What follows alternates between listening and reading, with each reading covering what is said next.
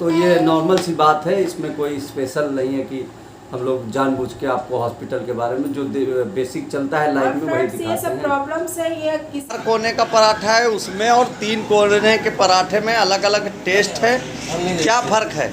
ताकि चाय वाय बंद कर देना थोड़े दिन के लिए, एसिड वाली कोई भी चीज़ें नहीं खानी पीनी है। हेलो दोस्तों, एक बार फिर से आपका स्वागत है हमारे YouTube चैनल सोना के आंगन में।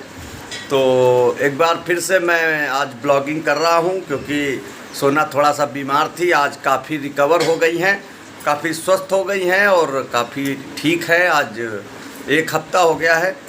तो फ़िलहाल हम और बाबू यहाँ पे चाय पी रहे हैं। और बाबू, ये चाय किसने बनाई है? ये पापा जी ने बनाई है ना? किसने बनाई है? बाबू एंजॉय कर रहे हैं। तो चाय बन के आ गई है और मिलवाते हैं आपकी सोना से, जो काफ़ी स्वस्थ हो गई हैं। तो आज के ब्लॉग में बने रहिए, हम आपको बताएंगे कि क्या समस्या हुई थी और क्या क्या समस्याएं झेलनी पड़ी आपकी सोना को। तो ब्लॉग में बने रहिए, आपको दिखाते हैं। तो दोस्तों ये देखिए, आपकी सोना आ गई हैं, पहले से काफ़ी स्वस्थ है और इनसे जानते हैं कि कैसा महसूस कर रही हैं। ये भुट्टा एंजॉय कर रही हैं और चाय पी रही हैं। हालांकि चाय जो है डॉक्टर ने इनको मना की थी, फिर भी ये चाय पी रही हैं ज़बरदस्ती। थोड़ी सी डॉक्टर ने ये नहीं मना किया था, बिल्कुल चाय नहीं लगती, बस थोड़ी सी। डॉक्टर ने इनको बोला था कि चाय वाय बंद कर देना थोड़े दिन के लिए, एसिड वाली कोई भी चीज़ें नहीं खानी पीनी है, लेकिन ये वही खाती पीती है। ये सारे पेशेंट का यही हाल होता है, उनको जो डॉक्टर मना करते हैं वही खाते हैं। फ्रेंड्स, इस वक्त तो कुछ मतलब जुबान पे पूरी तरीके से टेस्ट चला गया है। कुछ भी हम खाते पता नहीं चलता है कि वैसे भी खाना अच्छा नहीं लग रहा, जुबान का टेस्ट एकदम चला। कुछ भी खाओ तो पता ही नहीं चलता मैं क्या खा रही हूँ।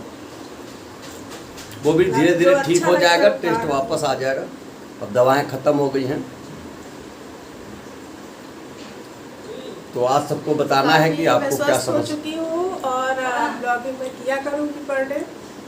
काफ़ी लोगों के मैसेज आ रहे थे, कॉल्स आ रही थी, जो कि हम रिसीव नहीं कर पाए और किसी के मैसेज का भी रिप्लाई नहीं दे पाए थे।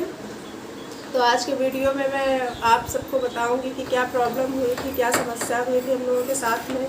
ये झूठ बहुत सारे लोगों हम लोगों का इतना ख़राब गया है, इतना ख़राब गया है कि क्या। बहुत सारे लोगों के ये वाला वीडियो डालने के बाद बहुत सारे लोगों के कॉल आने चालू हो गए थे। तो सबको कॉल हम रिसीव नहीं कर पाए, सबको जवाब भी नहीं दे पाए। तो इस ब्लॉग के माध्यम से आपको बताएंगे कि हम लोगों को क्या समस्या सोना को हुई थी और हम लोगों को क्या क्या परेशानी उठानी पड़ी।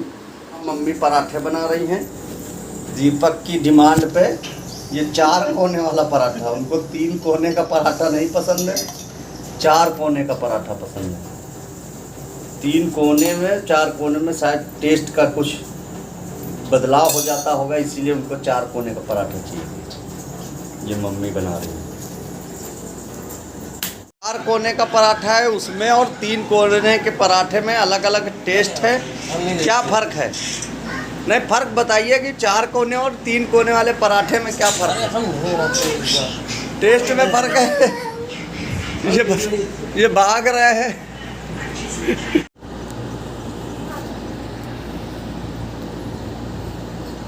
यहाँ बाबू मामा जी के हाथ से 4 कोने के पराठा खा रहे हैं। कैसा टेस्टी है? 4 कोने वाला पराठा टेस्टी है बाबू? है? बाबू बताएगा। बाबू दोस्तों, दोपहर के 2 बज गए हैं, अभी हम लंच करने जा रहे हैं। तो यहाँ पे आप देखिए कि सब लोग बैठे हुए हैं। ये आपकी सोना बैठी हुई है, लंच कर रही है, मम्मी बैठी हुई है। और ये हम आपको खा के दिखाने जा रहे हैं। ये 4 कोने का पराठा है और ये 3 कोने वाला पराठा है। तो ये हम इसमें फ़र्क देखेंगे कि 3 कोने वाले पराठे में और 4 कोने वाले पराठे में टेस्ट में क्या फ़र्क है, तो देख के बताएंगे। दीपक से जब पूछा गया कि 4 कोने वाले पराठे में 3 कोने वाले पराठे में क्या अंतर है, क्योंकि मेरे पराठे अच्छे लगते हैं, तो बोले कि इसको 4 कोने का पराठा है तो इसको ऐसे जो है ना, ऐसे करके और फिर ऐसे और फिर ऐसे करके ये उठाने में आसानी होती है, खाने में अच्छा।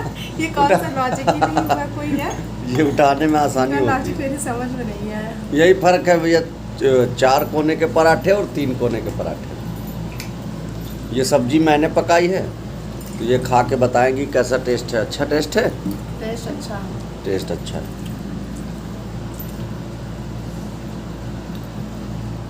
हेलो दोस्तों, तो दोपहर में खाना खाने के बाद हम लोग लेट गए थे, सो गए थे। अभी शाम के 7 बज रहे हैं।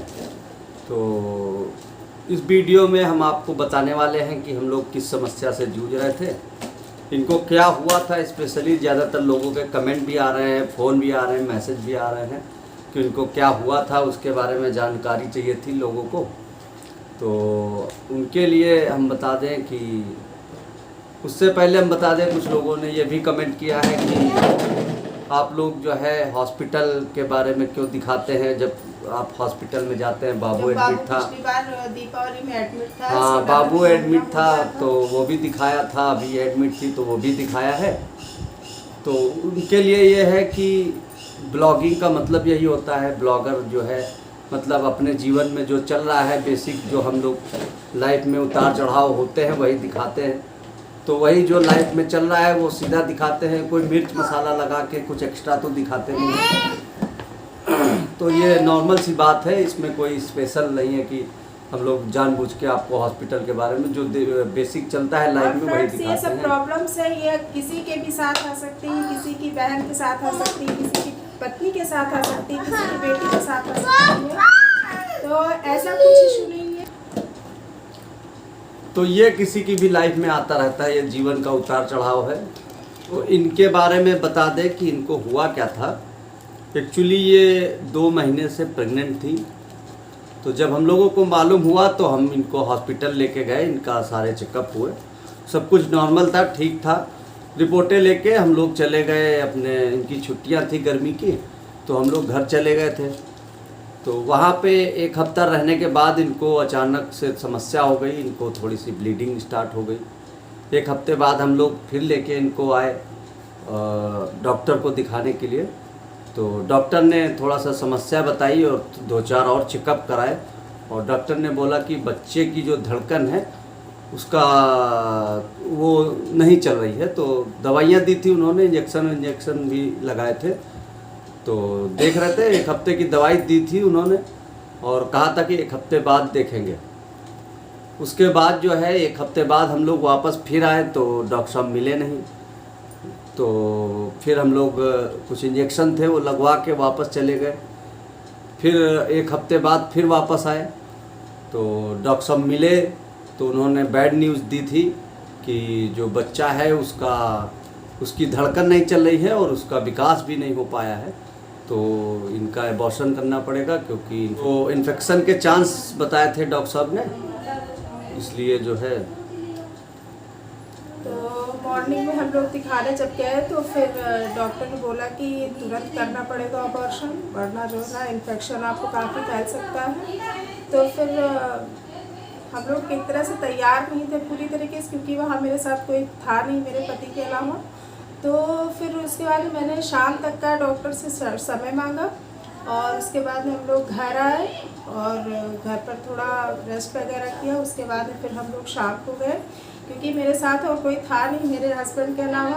मम्मी थी तो मम्मी पार्थ को देखे हुए थी, क्योंकि पार्थ को भी देखने वाला कोई नहीं। तो कुल मिला के मम्मी और मेरे पति ने पूरा ख्याल रखा एक तरीके से। और फिर जब हम लोग शाम को गए तो डॉक्टर ने फिर एडमिट कर लिया, और उसके बाद मॉर्निंग में मेरा अबॉर्शन हुआ। और उस टाइम मेरे साथ मेरे पति ही थे मेरी देख रेख के लिए। मेरा तो हॉस्पिटल में मेरे साथ मेरे हस्बैंड ही थे, इन्होंने मेरा बहुत ध्यान रखा। उसके बाद फिर हम घर आ गए, और फिर मम्मी ने और इन्होंने दोनों लोगों ने मिलकर मेरा बहुत अच्छे से ध्यान रखा, जिसकी वजह से हम जल्दी रिकवर हो पाए हैं। और अभी भी थोड़ा सा वीकनेस लगती रहती है। मम्मी 1 हफ्ते से मम्मी ही काम कर रही हैं। तो फिलहाल अब मैं चाय वगैरह बनाती हूँ, थोड़ा बहुत हल्का फुल्का काम करती हूँ। बट मम्मी का बहुत सपोर्ट है और मेरे हस्बैंड का भी बहुत सपोर्ट है। किसी भी चीज़ में ये दोनों लोग मेरी हिम्मत बन के खड़े रहते हैं। और ये कहिए कि मेरी लाइफ के ये दोनों लोग में मतलब बहुत ही मोटिवेशन का काम करते हैं। जब मैं कभी डाउन हो जाती हूँ तो मम्मी और ये दोनों लोग मिलकर मेरा मतलब वो कहते नहीं मार्गदर्शन करना या मोटिवेट करना किसी चीज़ के लिए। तो थैंक यू, धन्यवाद। तो ये थी हम लोगों की समस्या जो ऊपर वाले की दुआ से अब काफ़ी हद तक दूर हो चुकी है। थोड़े बहुत कष्ट हैं, ये तो चलते रहते और हैं। ईश्वर से हम लोग यही प्रार्थना करते हैं कि ऐसी जो समस्या हम लोगों ने झेली है वो किसी को झेलनी ना पड़े, क्योंकि ये सब अच्छा नहीं है बिल्कुल, ना स्वास्थ्य की दृष्टि से, ना किसी भी तरह से। इंसान आर्थिक और मानसिक रूप से पूरी तरीके से टूट जाता है कुछ समय के लिए। तो बस यही बताना था आप लोगों को। अब शायद आप लोगों को पता चल गया होगा कि क्या समस्या हुई थी इनको। तो फिलहाल ये काफ़ी स्वस्थ हैं। तो कल मिला के फ्रेंड्स अब मैं स्वस्थ हूँ, बस थोड़ी बहुत वीकनेस है। वो डॉक्टर ने दवाएं दी है, अभी दवाएं मेरी महीने 2 महीने तक चलती रहेंगी, अभी दवाएं बंद नहीं होंगी। तो और एक पार्थ बीच में बोल रहे हैं दरवाजे के पास, उसको इग्नोर करिएगा। तो खैर हम लोगों ने ये सोचा था कि पार्थ का कोई साथी आ जाएगा, पार्थ की कोई सिस्टर आ जाएगी या भाई आ जाएगा तो पार्थ के लिए अच्छा रहेगा और हमारी फैमिली भी कंप्लीट हो जाएगी। बट शायद भगवान को ये नहीं मंजूर था। और चलिए कोई बात नहीं, जो ऊपर वाला ऊपर वाले की जो मर्जी है, ऊपर वाला के हिसाब से ही होता है सब कुछ। तो फिलहाल यहाँ आप लोगों को सारी जानकारियाँ दे दी है और ब्लॉग देखने के लिए बहुत बहुत धन्यवाद। आगे की ब्लॉगिंग आपकी सोना करेंगी। कोशिश करेंगे कि अब पर डे डेली ब्लॉगिंग आप लोगों के सामने लाएं और अच्छे अच्छे ब्लॉग्स बनाएं, अच्छे अच्छे रील्स बनाएं। और अब रील्स भी आएंगी, ब्लॉग्स भी आएंगे। तो मेरे ब्लॉग्स को ढेर सारा प्यार एक निवेदन दीजिएगा। है आप लोगों से कि अगर आप हमारा ब्लॉग देख रहे हैं तो हमारे ब्लॉग को अपने दोस्तों में, रिश्तेदारों में शेयर किया करिए, ताकि उन तक भी हमारी ब्लॉग जो है वीडियो पहुंच सके, जिससे हम लोगों का जो मोटिवेशन, जिससे हम लोग मोटिवेट होते हैं तो ब्लॉगिंग करने में मन लगता है और अच्छा कुछ दिखा सकते हैं। तो इसलिए ब्लॉग को लाइक, शेयर और सब्सक्राइब जरूर करिएगा। और हाँ दोस्तों, बेल आइकन जरूर प्रेस कीजिए, जिससे जो भी वीडियो में डालूं उसकी नोटिफिकेशन आप सभी को मिलती रहे। और हाँ, एक बात और, आप सभी का एक बार फिर से दिल से धन्यवाद, क्योंकि जो व्यूवर्स काफ़ी जुड़ चुके हैं मुझसे। अगर मेरा डेली ब्लॉग नहीं जाता है तो परेशान होते हैं कि क्यों नहीं डेली ब्लॉग डाल रही हैं आप। उनका स्पेशल धन्यवाद है जिन लोगों ने पर्सनली मैसेज किए हैं, कॉल किए हैं, जानकारी हालचाल लिए हैं, उनका दिल से धन्यवाद है। चलिए मिलते हैं नेक्स्ट ब्लॉग में, तब तक के लिए बाय बाय, शुभ रात्रि।